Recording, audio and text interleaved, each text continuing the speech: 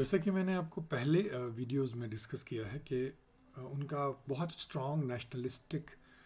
Attitude रहा है, तो उन्होंने कल्पना की थी नेशनल सिस्टम ऑफ एजुकेशन की, जिसके बारे में भी हम ब्रीफली पढ़ेंगे। नेशनल सिस्टम,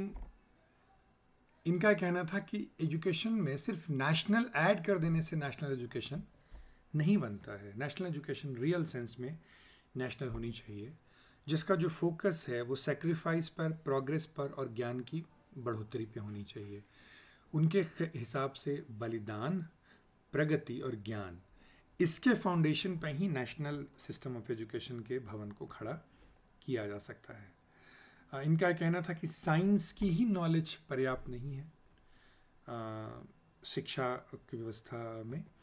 बल्कि जो नॉलेज का है वो इंसान के मस्तिष्क और उसकी आत्मा का जो रियल पावर है उससे भी लिंक होना बहुत ज़रूरी है, तभी national system of education successful होगा। और इनका एक बहुत इंटरेस्टिंग पार्ट ये है नेशनल एजुकेशन का कि वो ये कह रहे हैं कि सिर्फ अपने देश तक ही सोचना ये नेशनलिस्टिक एजुकेशन नहीं है। एक इंटरनेशनल अंडरस्टैंडिंग, एक यूनिवर्सल अंडरस्टैंडिंग चीज़ों की, वो बहुत ज़रूरी है नेशनल सिस्टम ऑफ एजुकेशन के लिए। यदि हम इनकी पूरी फिलॉसफी को कंक्लूड करें तो हम ये कह सकते हैं कि इन्होंने पूर्व और पश्चिम दोनों के जो दार्शनिक परंपराएं हैं उनको एक करने का कहीं ना कहीं प्रयत्न किया है। जो पश्चिम की जो साइंटिफिक रैशनलिज्म है, वैज्ञानिक विवेकवाद आप कह सकते हो, जिनमें फोकस जो है वो मनुष्य के माइंड की डेवलपमेंट, इंटेलेक्चुअल डेवलपमेंट पे ज़्यादा फोकस है। और जो पूर्व की परंपरा है जिसमें हम आध्यात्मिक दर्शन की बात करते हैं, आत्म साक्षात्कार की बात करते हैं, उनको उन्होंने मिलाया है एक होलिस्टिक अप्रोच लेकर के, वास्तविकता से लिंक करके। तो इनका शैक्षणिक सिद्धांतों में आप देख रहे हैं ईस्ट और वेस्ट दोनों का संगम हुआ है। साथ में हम एक चीज़ ये भी देख रहे हैं कि इसमें ह्यूमन इवोल्यूशन और ग्लोबल फ्यूचरिज्म, भविष्य की दुनिया क्या हो, ह्यूमन एवोल्यूशन, अब तक दुनिया कैसे विकसित हुई है और आगे कैसे विकसित हो, इसका जो आधार है वही इनकी spiritual philosophy, sociological theory, political ideology और एजुकेशनल थॉट का जो आधार यही रहा है। मतलब उनकी जो आध्यात्मिक दर्शन है, उनके जो समाज शास्त्रीय सिद्धांत हैं, उनके जो राजनीतिक चिंतन परंपरा है, विचारधारा है, और उनके जो शैक्षिक मत हैं, उसके जो फाउंडेशन है, यही दो आइडियल्स जो हैं वो रहे हैं। तो कहीं ना कहीं जैसा मैंने कहा वो नेशनलिस्ट, स्पिरिचुअलिस्टिक और चाइल्ड सेंटर्ड फिलॉसफी उनकी रही है। उनका फोकस इंटीग्रल लाइफ और integral education, integral school, integral personality पे है। और इंटीग्रल मैं आपको डिस्कस कर चुका हूँ, जिसके 5 एस्पेक्ट हैं: physical, vital, mental, psychic and spiritual.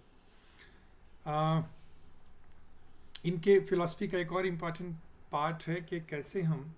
Ordinary mind को सुपर माइंड में कन्वर्ट कर सकते हैं, जिसमें शिक्षा जो है कि इम्पॉर्टेंट टूल के रूप में सामने आती है। इनके हिसाब से ट्रू एजुकेशन जो है वो इंसान के अंदर की जो छुपी हुई शक्तियां हैं, जिसकी वजह से वो सही रिश्तों में बंध सकता है, जीवन के साथ, अपने मन के साथ, अपनी आत्मा के साथ, अपने देश के साथ, अपनी मानवता के साथ, उन छुपी हुई शक्तियों को बाहर निकालना और विकसित करना, यही ट्रू एजुकेशन है। इनके हिसाब से इंफॉर्मेशन जो है वो ही सिर्फ बुद्धि का आधार नहीं हो सकता, इंटेलिजेंस का आधार नहीं हो सकता। इससे इंफॉर्मेशन से नॉलेज बन सकती है। वो रियल सेंस में वास्तविक ज्ञान को ढूंढने की प्रक्रिया का पहला स्टेप तो हो सकता है, लेकिन इंफॉर्मेशन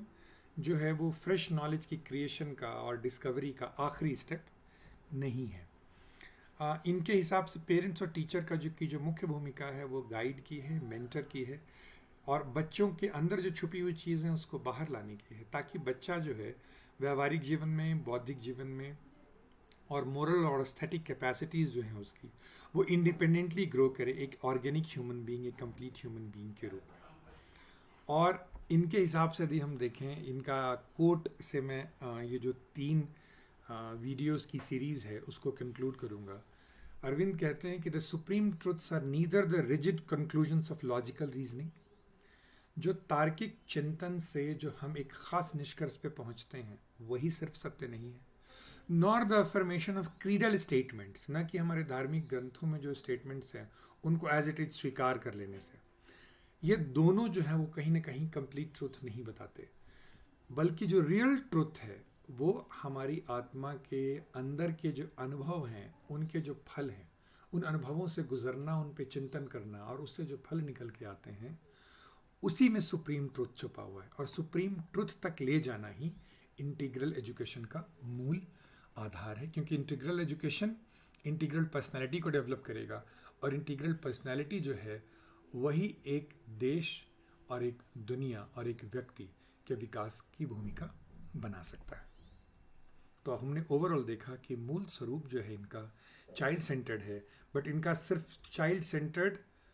एक थ्योरेटिकल सेंस में नहीं है, इनका चाइल्ड सेंटर नेशनलिस्टिक, स्पिरिचुअल, दोनों सेंसेस में कहीं ना कहीं पूरा पड़ता है, क्योंकि इनका जो बेसिक आइडिया था होल पर्सन डेवलपमेंट का, वो whole person development individual, social और यूनिवर्सल, ये तीनों लेवल को कनेक्ट करता है।